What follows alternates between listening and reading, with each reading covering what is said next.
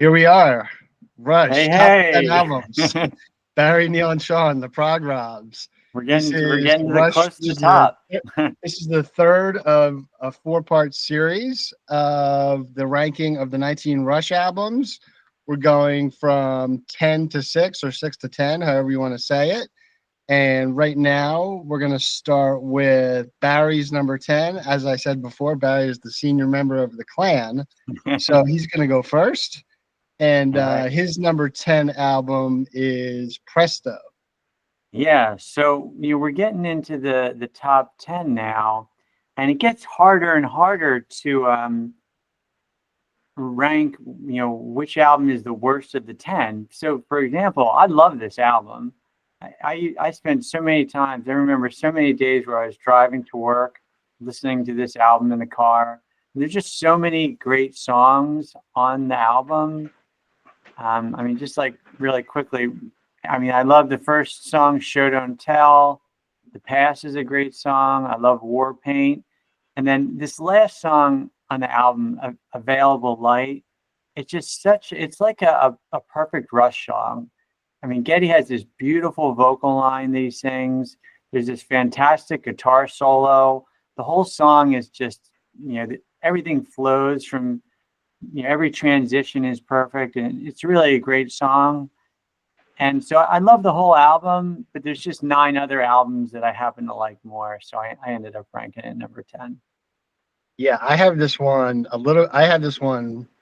higher on my list. We'll get to my thoughts on Presto a little later, but the only thing I'll say is I think this one, and I think this kind of reflects the same thing in your ranking, Barry, in that if you take those really heavy keyboard albums, this might be the best one that has Yeah.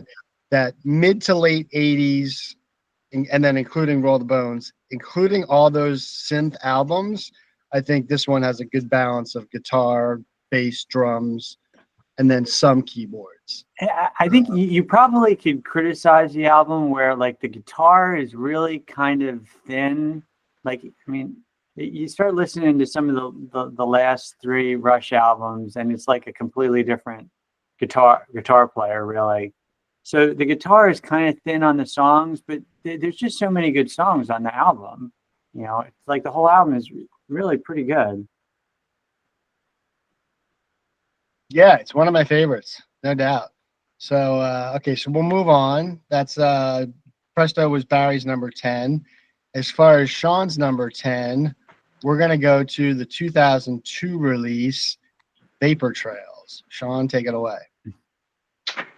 All right, so Vapor Trails, the big kind of controversy about this album is the whole. This is the only album that the band did where they felt like they had to get a remix. So I did some research here, and this album, the story of this goes back to when Geddy and Alex were looking for someone to help them produce the album in 2001. And they called this guy David Bottrell, who had produced Anima, which is a really great sounding, but kind of a rough around the edges sounding um, Tool album from 1997. And they asked him to come in and talk because they were interested in having him produce this album. So apparently they were looking for that kind of, edgy, raw, rough around the edges sound to this thing. And Bottrell asked Geddy and Alex, he said, well, how long of a commitment are you guys looking for? And their response was, well, Neil is kind of easing back into this, as you know. He's, had a rough time the last few years. We don't want to hurry this process. So we need you to commit to 1 year. To which Bottrell responded, I can't commit to an entire year because I have some other projects on the horizon here that I really want to work on. But why don't you call me in a few months and let me know where you're at? Well, Geddy and Alex never called Bottrell back. So in comes Paul Northfield, who had served as the engineer on Grace Under Pressure, which we talked about in the last session. Which is I love the production on that album. Not to belabor the discussion about the sound issues here, but to me the original mix sounds kind of like an early Mastodon album or even like a High on Fire album. It's got that. It's a kind of production a sludge metal band like Mastodon would have used back then. So I've never had a problem with it, but apparently a lot of people did. Fast forward 10 years to 2012, Getty and Alex call David Bottrill once again, and they say, "Hey, can you remix Vapor Trails?" To which Bottrill this time says yes. So there's this debate between the OG mix, the original mix, and the 2013 mix. I think, for my taste, if you're looking to, if you want that really good bass sound, and maybe you're going to prefer the updated mix, I do think you can hear Geddy Lee a little bit better on the 2013 mix. I feel like the listener gets a better appreciation for Geddy's bass on the remix. Obviously, the big difference is in the 2013 mix is that Bottrill turns the guitars down significantly, but you can hear Alex's leads on several of the tracks, including the first two tracks, which you couldn't hear on the 2002 mix. Let's talk about the songs. I love the intensity of the crescendo. Before you get into the songs, can I just add something there? So, I mean, the mixes are really radically different. Like, I think they might have cut out some guitar parts, and I really prefer the original mix just because it's such an amazing guitar album.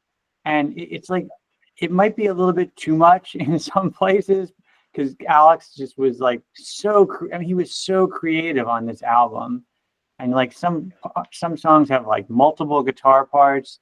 And the thing that I love about it so much is, on their earlier albums, it was always like, well, three guys, can you believe three guys are creating so much sound? But, that's kind of, at some point that limits them. It's like, you can only create so much music.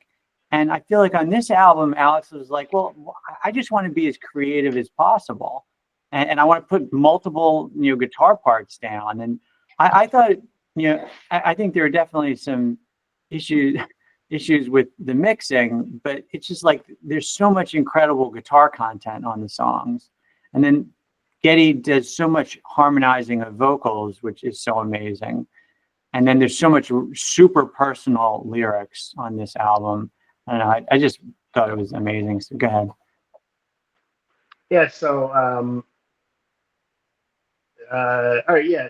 The thing about the guitars, and what I would say about that is, I do like the aggressiveness that you get from Alex there, but he's also been a guy who's got some great lead guitar parts, and I feel like on that first mix maybe it doesn't come through like they were able to do on the second one, on the remix. But anyway, about the songs. So, I love the crescendo there on the opening track, One Little Victory, which describes the band's struggles to write new music when they reformed in 2000. I like being able to hear Alex's lead guitars on One Little Victory and Ceiling Unlimited on the remix. The title track is very emotional and so powerful. That's easily a top 10 Rush song for me. And lastly, I can't talk about all the songs, I'll be here forever, but lastly, The Stars Look Down has this beautiful, lush chorus with some really meaningful lyrics about Neil's the whole process that he went through when he was out on the road. And of course, I don't want to talk too much about Earthshine, but that's just a classic Rush song. And so different. It's like when you hear that song, it's like, hey, where did they come? Like, because you can kind of pick out their influences on some songs, but that one, it's like, where did they come? How did they come up with this one? But Alex used to on this album. Alex used to. So Geddy, Neil was kind of limited, I think, in his participation in some aspects, but Geddy would leave the studio around dinner time, and Alex would be alone with the engineer and would smoke a joint and all night just record guitar parts on his own, just experiment all night smoking a joint. And that was one of the secrets to making the record. I mean, it really contributed a lot to his creativity. He is so creative on this album. And you mentioned Earthshine. If you listen to the guitar solo on Earthshine, it's like it starts off just like feedback, right? But then he kind of takes the feedback and turns it into like this beautiful lead. I mean, it's not like a real aggressive solo. It's like a melody. and it's just so beautiful. The instrumental section of Earthshine, it's just amazing. Yeah, so that's Sean's number 10. I know, Barry, we're gonna get back to that eventually. Yeah, we'll get back to it. But right now, we'll it's talk. really, Go ahead. it really gets hard to rank these when you get this high. I mean, Yeah. these last like week or so, it's like, well, should I move that one down? Should I move this one up? Right. It gets very hard. That's why after I give these picks to you, Neil, I'm like, I'm not changing them. Like once I give it to you, otherwise I'll be here all day, second guessing myself. I can second guess myself, but right now we're going to talk about my number 10, which is 2112. And I think you could argue that 2112 may be the quintessential Rush song. I believe it saved the band in 1976, and without this album having gone in a completely separate direction, the band may have been an outright failure. They took a big risk with this album, and it paid off. For that reason, Geddy has said this was a critical album in the band's history. What a cool way to start the album, and the meek shall inherit the earth. Integrating science fiction into a rock album at the time was innovative, and I believe Geddy's screaming vocals on. Sorry to interrupt you. That's a Bible verse right there. I know, of course. Yeah, of course. That's why it's such a cool way to start the album. What was I saying here? Integrating science fiction into a rock album at the time was innovative, and I believe Geddy's screaming vocals on Temples of Syrinx are some of his finest, and probably the best of the prog 70s era genre. His vocals are very difficult to replicate, although many have tried. John Arch comes to mind. Neil really shines on 2112 as well, with what I refer to as his lead drums in the overture section that are just so classic. I love how powerful the drums are in that section, yet in a way so simplistic.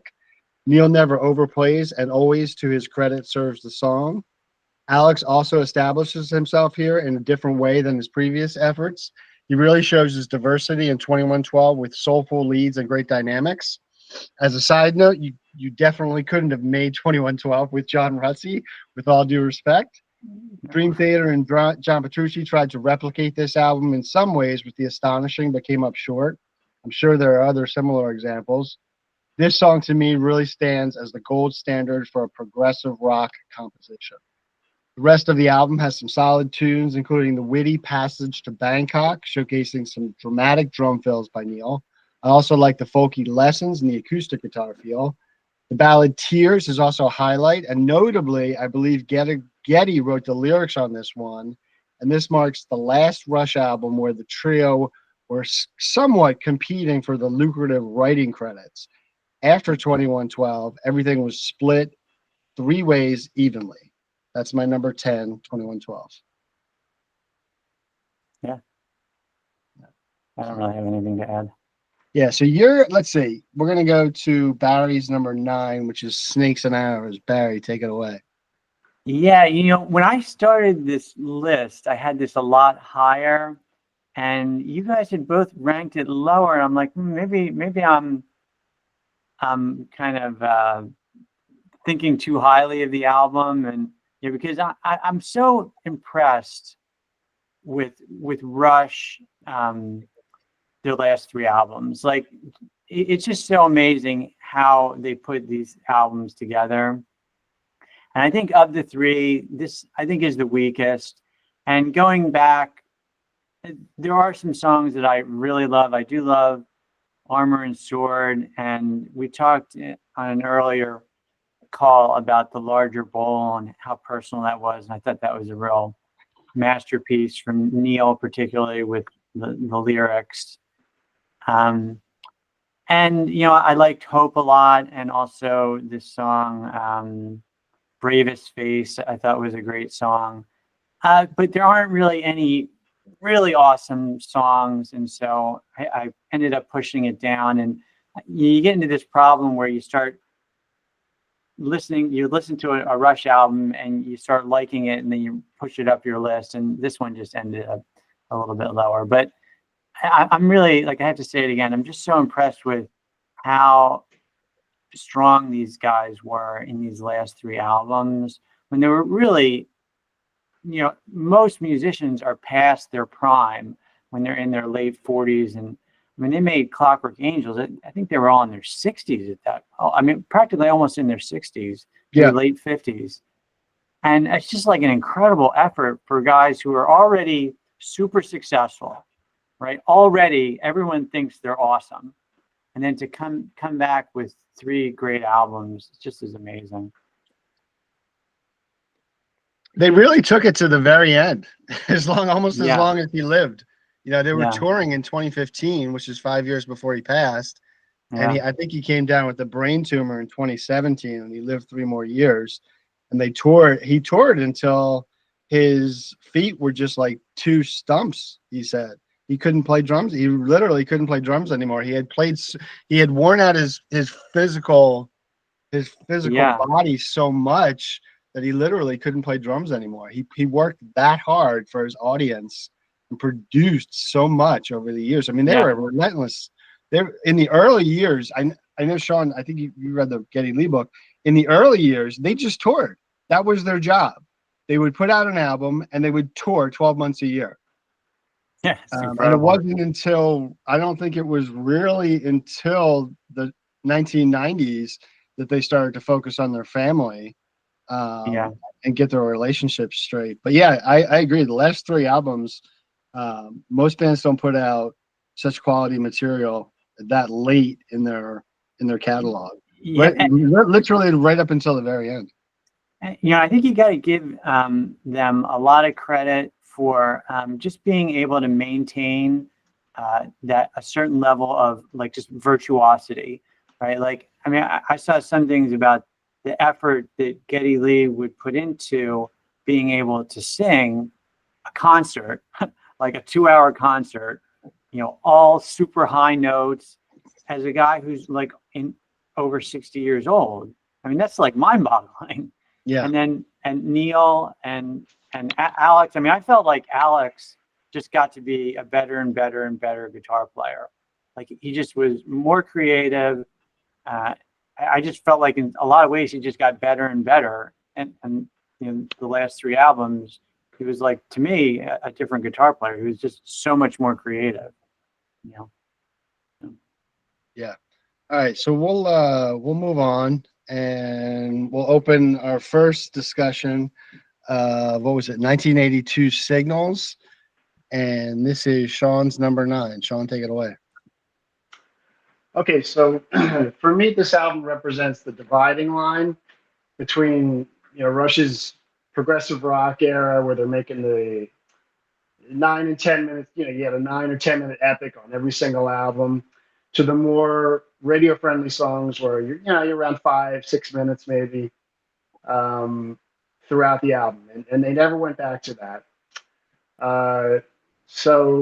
And this is what everybody was doing. This is what all the other big progressive rock bands were doing at the time. They were going, like, Genesis made Abacab in 1981. King Crimson came out with Discipline the same year, and then Rush gives us Signals in 1982. And they never went back to making those longer songs. Great collection of songs here. The band continues to incorporate keyboards into their sound from the opening track. Losing It is a great deep cut with Ben Mink of the Canadian prog rock band FM providing the electric violin at the beginning and then doing an extended solo towards the end. However, I would have liked to have heard that solo at the end a little bit higher in the mix. For me, the highlight of the Signals album is the 3rd track called Chemistry, which has that thrilling chorus that we all know and love. You also get that great staccato ska riff in the bridge section from Alex, once again reminiscent of Andy Summers and the Police. The song checks out about 4 minutes, so it doesn't overstay its welcome and kind of leaves you wanting more of it. Digital Man is another highlight of the album with some great bass playing by Geddy throughout the song. I love the complexity of the closing track called Countdown, which alternates between a 4/4 and 11/8 time signature. Lyrically, the song provides a depiction of the space shuttle launch from Cape Canaveral. Some tasty keyboards here from Geddy Lee. One of the hidden gems in the Rush catalog. This song is 80s progressive rock at its best. So Signals is my number 9. I had this ranked. I mean, I'll talk more about it, like when I had this ranked higher, and this is like another one of those albums where it's like you have to look at like the content of the songs and then the mix. because sometimes I feel like the mix isn't really. You want more. You want a different mix, and this is one where it's like the original Signals mix. It's like very dark and cloudy and not really. It's like, I mean, compare this to like Power Windows. Like Power Windows is like super crisp and clear, and Right. Signals is very. It's just not really. It didn't sound like a good mix, but I had it ranked higher because I just think the songs are just, there's so many good songs. I just, one like real little quick short story. I remember when one of the first times I ever heard a Rush song, I must have been a kid. I probably was like 13 or 14 years old. And I was in a 7-Eleven and I heard the song Subdivisions. And you know, Subdivisions, it's like so different a sound than you ever get from other bands. And I remember thinking I had never ever heard a song like Subdivisions, and it was like, you know, I was like maybe a freshman in high school, and it kind of talks about like, you know, the hallways of school, and I just related to it. It was just such an incredible experience. I still remember the sound of hearing Subdivisions in that 7-Eleven and just thinking it was so amazing with the keyboard sound and the bass sound and Geddy singing and the drumming and just everything. It's an incredible song. Yeah, it's an incredible album. I have it much higher, but right now we're going to talk about my number 9, which is Roll the Bones from 1991. This was actually, for me personally, I know you just shared something personal, Barry. This was actually the first album I think that came out 1991, and I had only heard Rush kind of through your bedroom, Barry. And this was the first album, and I kind of liked them, but I wasn't a huge fan. And I think this was the first album that came out in 1991 that I actually went out and bought. It was the first Rush album that I actually went out and bought, I believe, as I remember. There's just so much energy on this opening track, Dreamline, where you have the signature complicated interplay between Neil's kick drum and Geddy's bass. I love his lyrics on Dreamline as well. Did you have the song list on this or no? I don't have it. I don't have a picture of that yet. I'm kind of reading off my thing here. Go ahead. I love the lyrics on that one. We're only immortal for a limited time. The lyrics refer, and then of course Bravado, the second track with the 16th notes on the hi-hat, which is Neil's signature. The lyrics refer surprisingly to Neil's effort at a Buddy Rich performance, which you can find on YouTube. It's interesting to hear how disappointed he was in himself, given the fact that it was such a mesmerizing performance. He did a jazz performance. I don't know if you guys have seen it, but he wrote an entire song about how disappointed he was. Hence the line, "If we burn our wings flying too close to the sun, if the moment of glory is over before it's begun." He comes up with that based on this disappointing performance, which is absurd to think that he was disappointed because he was just brilliant. Meanwhile, I love the rap section of Roll the Bones, the title track. I think the keyboards might be a little bit too high on this song, which is why I have Presto higher. I believe that the mix was better on that album. This record marks the last synth record, I believe, for Rush, as the musical landscape started to change as the grunge era came in. Also on this record, when recording the drums, Neil left some of the parts unrehearsed for the first time, and as a result, some of the fills come off as more spontaneous than his previous recordings. As I said, there are a lot of synths on this album, and in spots they work, including the space rock vibe on the instrumental Where's My Thing. I really love that one.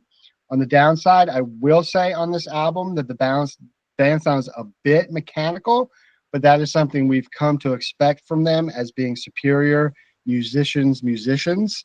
As with Hold Your Fire and Power Windows, the guitars relative to their more recent works come off as extremely thin, but I love the unconventional guitar part on Ghost of a Chance, and the lyrics on this one showcases Neil's knack for a love song with his nice message about the masquerade that we all live through, and most importantly, I believe we can find someone to love and make it last. That's my number 9. Yeah, there you go.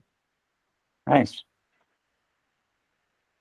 So that's Roll the Bones. Barry, your number 8, I got to pull it up here, is Farewell to Kings, and I'll share my screen in a moment. Yeah, and I'm just looking at at your last albums up to this point, and nobody else has Farewell to Kings yet. And I mean, I love this album. I mean, I think for a long time I thought Xanadu was the greatest song ever, right? But there's not a lot on the album aside from Xanadu. I mean, I know Closer to the Heart is there, and A Farewell to Kings, and but aside from Xanadu, there isn't really a lot. And I think Xanadu is an incredible song. And I was watching Rick Beato on his channel where he was talking about Xanadu being Rush's best song. But as an album as a whole, I just think there just isn't a lot to it outside of Xanadu. So I have it at number 8. And the other thing, just one other thing, I didn't want to say Rush's best albums were their most epic, right? Like just because an album's epic, and Xanadu is like an incredibly epic song, just because it's like big and huge and like awesome sounding, I didn't want to say, well, that automatically makes it great. You know, like I wanted to kind of favor the albums where I saw more creative content, where there was like the album as a whole kind of had like a vision that kind of flowed together. And so that's why I kind of have Xanadu, even though it's a song I love, I have the album like lower at number 8. All right. We'll get back to we'll talk more about A Farewell to Kings. Okay. Mine's actually coming up. I have it in the 6 to 10 range, but Sean's number 8, I believe, Sean, is Roll the Bones. Take it away. Okay, so yeah, Roll the Bones. This is, in a nutshell, I think this is a better sounding album than Signals. That's why I have it a little bit higher. I like the production on this quite a bit. Although the songs are fairly straightforward compared to other Rush albums, the production is great. And if you listen to the instrumental Where's My Thing, which Neil just made some good points about, it's track number 5, the band throws a variety of sounds at the listener. These are the most imaginative, silky, glossy, however you want to describe it, keyboard sounds you've ever heard on the Rush album if you listen to that closely to that song. They don't drag this song out. I love the sequencing on this album, especially the way Where's My Thing runs into the big wheel, which is a great rocker played in the 7/8 time signature. There's a great deep cut on this album, several great deep cuts, but the one I'm going to focus on here is called Neurotica. To me, this is one of Rush's most overlooked songs. The production is great, as it is on every track. There's plenty of hooks on this song, plenty of attitude from Geddy Lee's vocal approach. I love the lyrics, for example, when he says, time is a spiral, space is a curve. I know you get dizzy, but try not to lose your nerve. That's just got a great bite to it. So from my perspective, in a perfect world, this song could have been a huge radio hit, but for whatever reason, it's buried at the end of the album. It was never released as a single. In spite of the catchy chorus, the song never caught on with the fan base either. So even serious Rush fans seem to have overlooked this one. But to me, it's one of my favorite songs on the album. I like, if I could just add one thing there, I like how it's got kind of like I don't know if it's a bass guitar or a synth, but it's got kind of like a synthed out bass sound to it, right, Neurotica?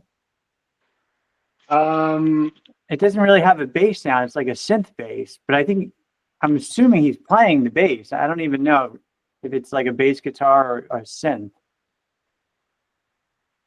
You know what I'm talking about on Neurotica? It's probably a combination of the two. Yeah, I'm thinking it might be a combination because it's not like a normal bass sound. It's like a synth bass. It's like a it sounds, yeah. That's a great sound he got. He's so creative and inventive. Yeah. It's like every album they come out with something that you've never heard before. Yeah. Sorry, go ahead, Sean. Sean, go ahead, Sean.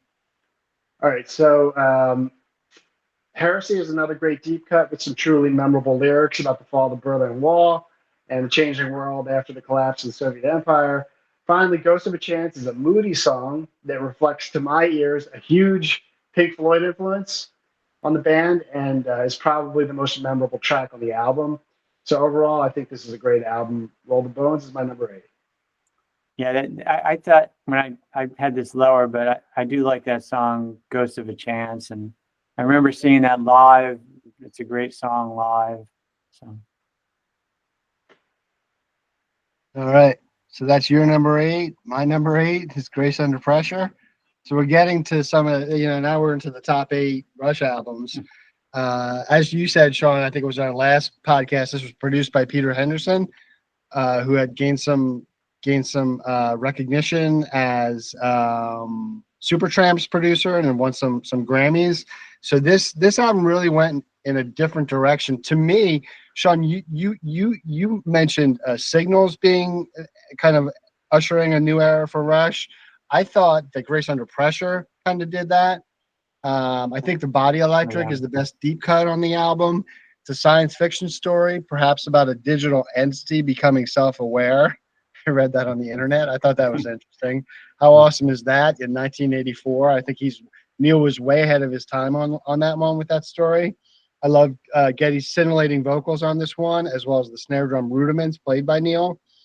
It's interesting to listen to After Image now that Neil is gone, and the line, "I feel the way you would," as he writes about losing a close friend. And I think a lot of his close friends probably listen to that song and think about him. I like the great prog chords complemented by the synth on this song, but at times I think the drums might be a little bit too low in the mix. can we just go back to After Image for a second? Yeah. I was listening to something. There was like an engineer who had worked on previous Rush albums who died in a car crash, and that's who he originally wrote that song about. And he has this beautiful line, "I feel the way you would," which is like such a great compliment. Like the way you react is the way someone else would react. Like it's such a beautiful song, and it's a really great one. I had this album ranked higher, but go ahead.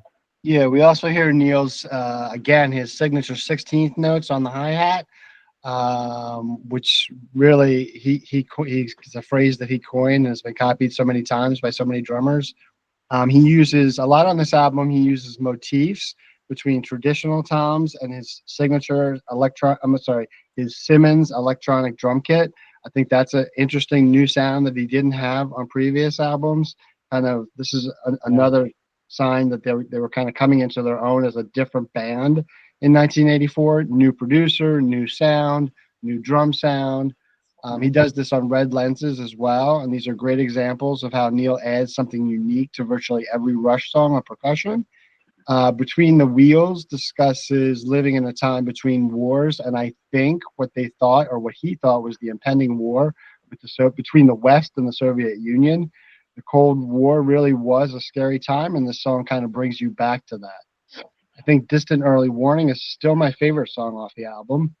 How many bands could come up with an odd time riff on keyboards and turn it into top 40 material? This is the essence of Rush, their ability to combine something experimental with the traditional and make it fun to listen to at the same time. That is my number 8, Grace Under Pressure. Yeah, like if I could mention one thing, this was the first Rush album. I remember I got it as a vinyl. That's how I heard this. And it was the first concert that I ever went to, was the Grace Under Pressure tour in Madison Square Garden. We took the train from Spring Lake up to Madison Square Garden. Nice. Talk about a crazy bunch of young kids. Right. But what an incredible live show that was, and just a great album. I have it higher, and I'll talk more about it later. But all right, we'll go to your. I bet they played a lot of new songs. I bet they played a lot of that album on that tour, right? Oh yeah, a lot of. They released in 2009. They released a concert from that tour. It's called the Grace Under Pressure live album. It's released in 2009, and it's a great spot to have seen Rush because they were still playing Moving Pictures and Signals and Grace Under Pressure. They were still playing some really classic stuff. Oh yeah. So if you guys haven't heard that, and it's a great recording, it's a really good recording. It's one of their best live albums, I think. That's what I like about it. That's what I always admired about Rush as opposed to some other bands is when they put out an album and they do a tour for that album, they're going to play at least 5 or 6 songs of that album. You know, they're not just going to, you know, because the fans usually want, well, just play us the hits. But Rush always rolled out, you know, at least 5 or 6 new songs whenever I saw them. Yeah. The only time I feel like they didn't really do that was for Vapor Trails. Like Vapor Trails, if you look at that Rush in Rio lot, that's from the Vapor Trails tour, and they really didn't do that many songs from Vapor Trails. But this is another reason why Clockwork Angels is so awesome, because they did practically the entire album straight through, and they might have skipped maybe one song. No, I think they did. I think they did the entire album on the Clockwork Angel story. And Yeah. They did it with the fiddle and the violin. Right, players. the whole like Yeah. little string orchestra they Yeah, I'm had. surprised they haven't released. I'm surprised they didn't make a recording of that and release it, because it was really something they took a Yeah. lot of pride in. They took a lot Yeah. of pride in that album. I know you guys have it higher, Yeah. but right now, if you want, you guys are ready. You can go to your next album, Barry. This is.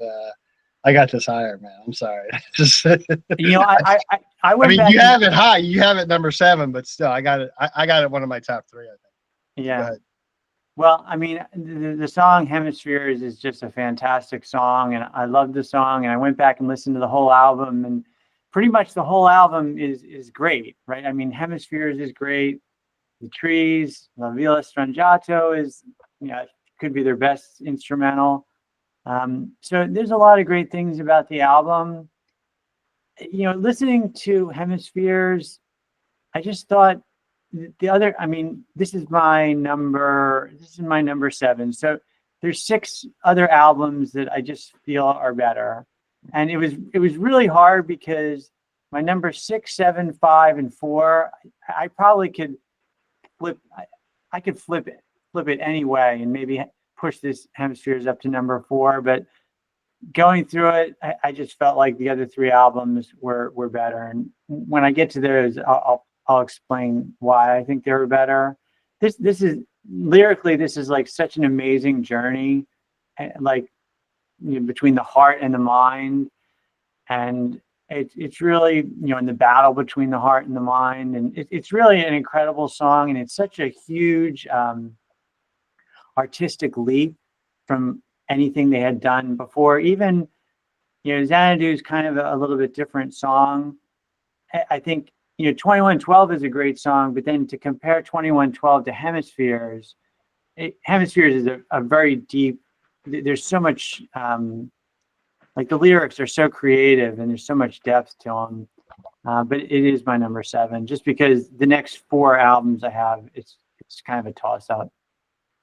Yeah, I mean, you still got it pretty high, and we're talking about Rush, so it's hard to Yeah. it's hard to put once you get into the top 10 or even the top 5. It's hard to really say it's not a good album just because you have it number Yeah. 7. So you have it fairly high. I did have it higher, but then I just kind of ended up pushing some other albums up. Sean, if you're ready, we can go to your number 7, which is Presto. Take it away.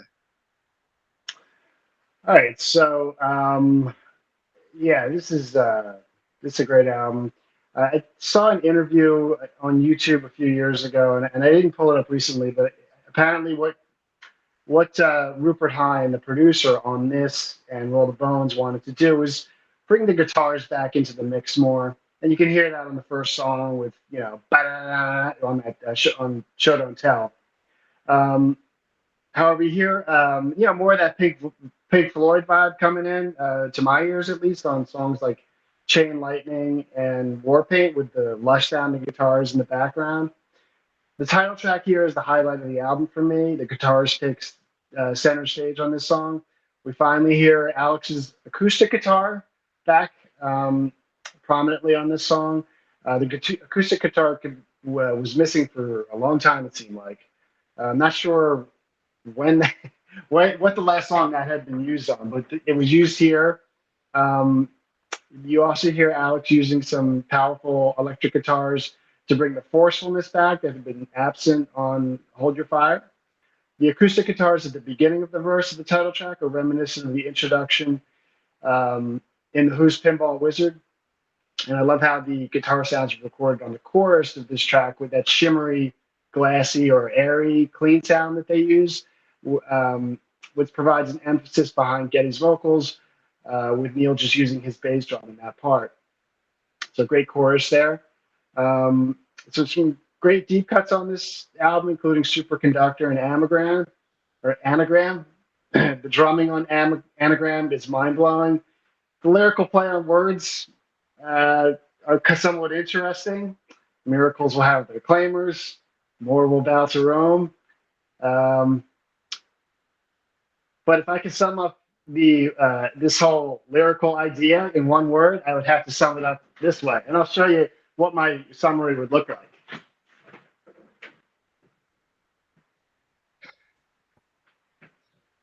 What does that say? Care? Carp? Car?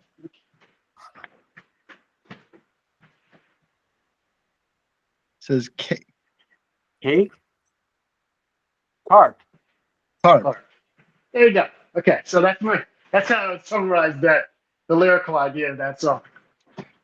Let's move on to Hand Over Fist. This was originally supposed to be an instrumental track, and you know what? They should have kept it an instrumental track.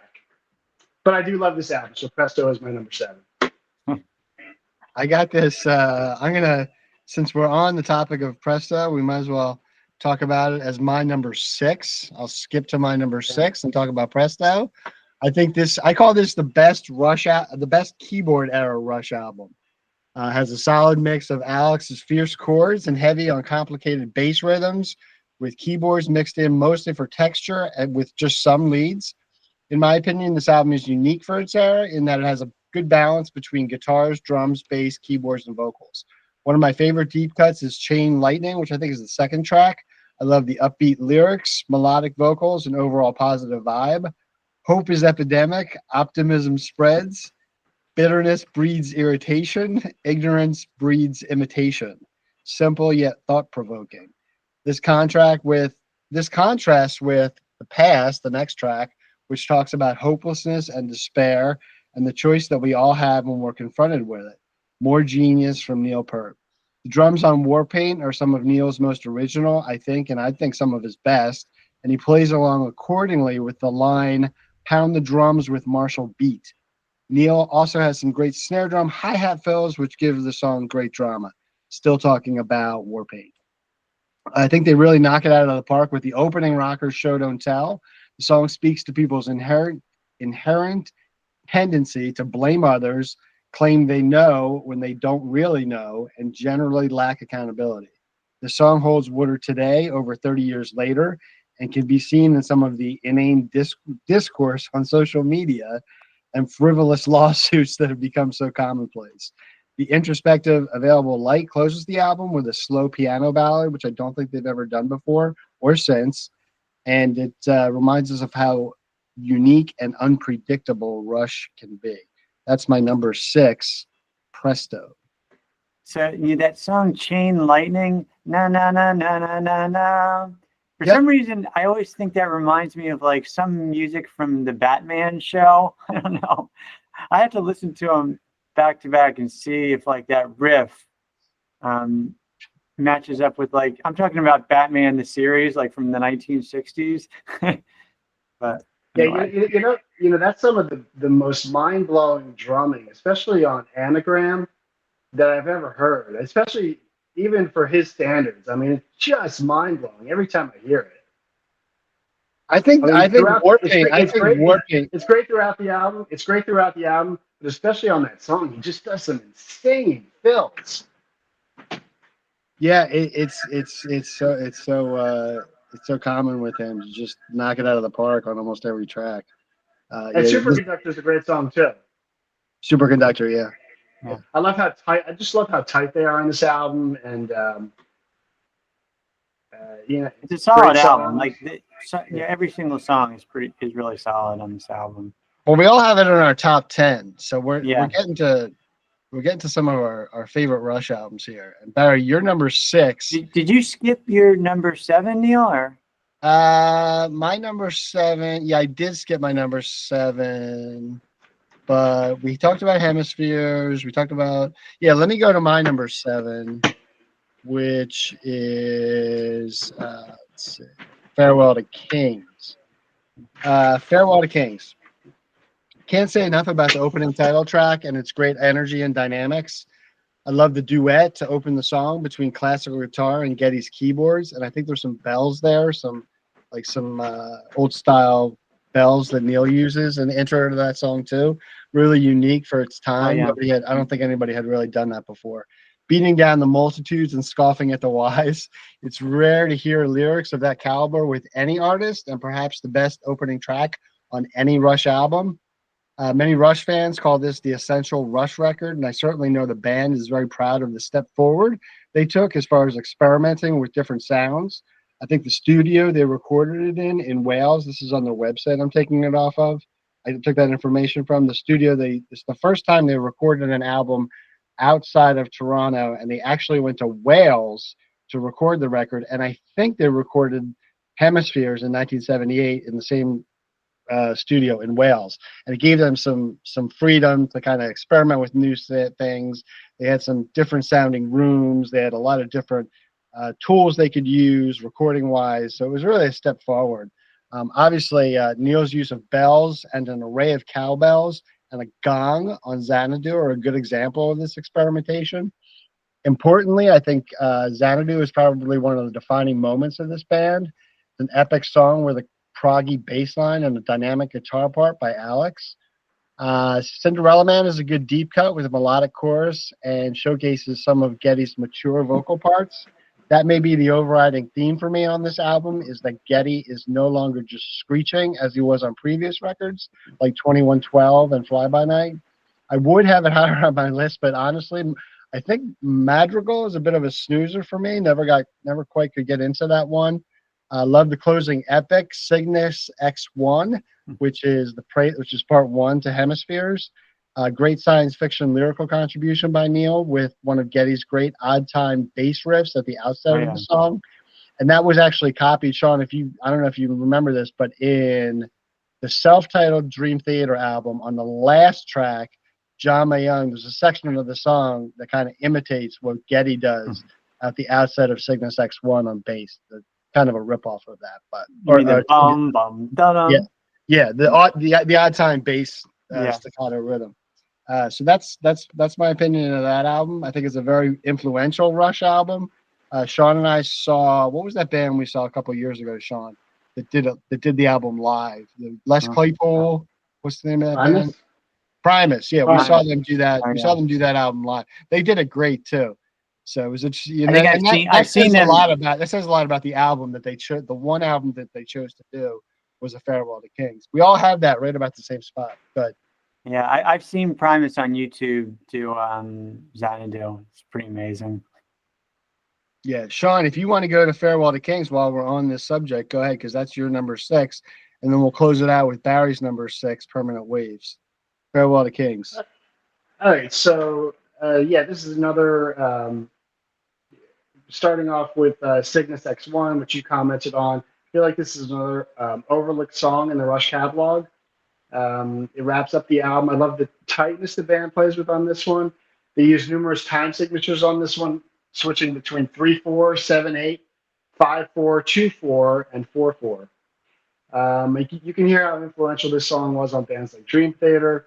If you listen to a song called "The Ones Who Helped Set the Sun," which was on their first album, the main riff in that song mirrors one of the main riffs in Cygnus X1. Cinderella Man has some great lyrics, and I always wondered if the 2005 Ron Howard movie of the same name was named after this song, because I don't know. I just wonder where they got that name from. I never really cared for this song but after seeing that movie, I went back and re-listened to the song, and I became a big fan of the song. Anyway, there's a great bass part by Geddy Lee in the interlude of this song, which is a must-listen for any fan of great bass playing. What else can you say about Xanadu? It's easily a top 5 Rush song for me.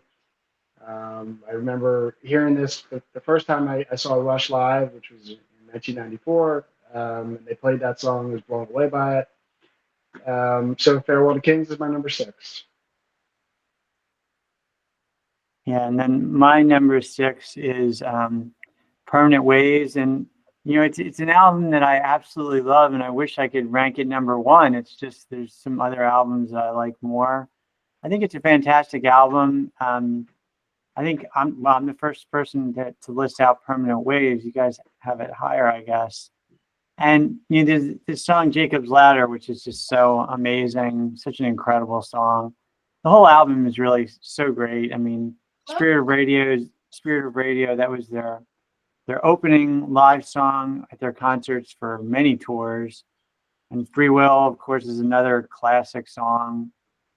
Enter No is another great one, really fantastic song. So the whole album is just really great, and it just, you see how Rush continued to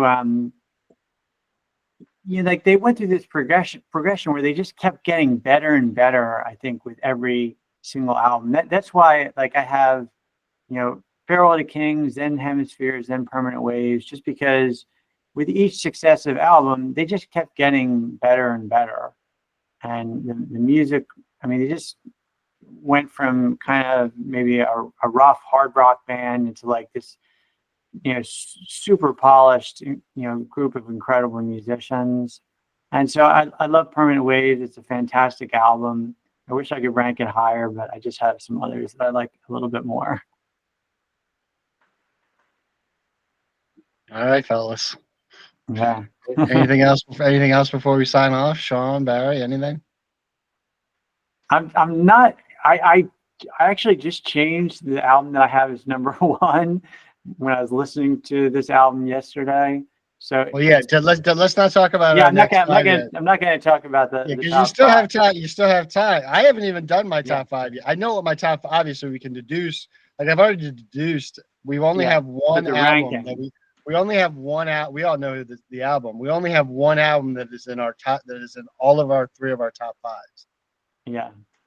Yeah. Sean and I think have a couple of in common, but I think Barry, you and I only have just the one album, which we know what it is. But I guess maybe we'll. I guess a couple of weeks we'll put out our next podcast. So I'm looking forward to that, fellas. Yeah, this has been so much fun going through this, because I really like, especially when we got into like the 6 to 10. I really started listening to see like if I have these things ranked the right way, because I don't want to like say, well, not listen to it and say, oh, it's not as good as this album, because then I go back and listen to it and I remember how much I love it, So I've gotten a renewed appreciation just talking to you guys, like Sean talking about some of the deep cuts off of Snakes and Arrows, and you talking about, Barry talking about the larger bowl, and then we were talking, I think it was last week or the week before that, about some of the deep cuts off of Grace Under Pressure, which you have higher, which I was struggling whether or not to put that in my top 5, but that's our show for now. We'll sign off, and all right, guys. we'll see you in a couple weeks. Bye, guys. All right. Take care.